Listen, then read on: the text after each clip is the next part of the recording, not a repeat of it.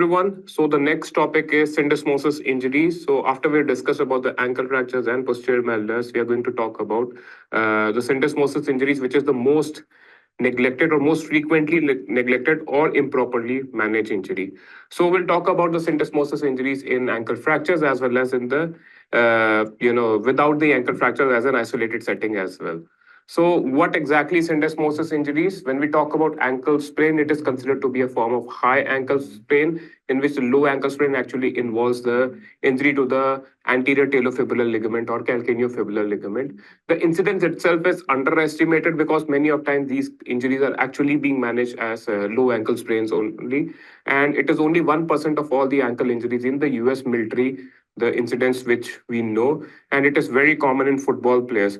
So, in contrast to a low ankle sprain, which happens as a result of an inversion injury, this injury happens due to dorsiflexion and eversion. So, we'll just look at this video in which you will see how this injury happened. It is one of the very famous football player, and the surgery for him was done using a syndesmosis tightrope, and it was famous as called as 2 surgery based upon the footballer who was injured.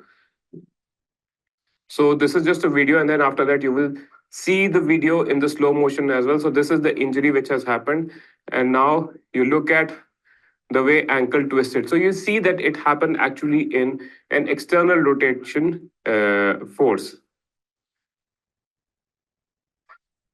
So when we talk about syndesmosis injuries in the ankle fractures, it is present in almost 13% of all the ankle fractures and 20% of those which need surgery. It is seen in supination, external rotation injuries as well as in contrast to what it was said before that the incidence is rare, but it isn't.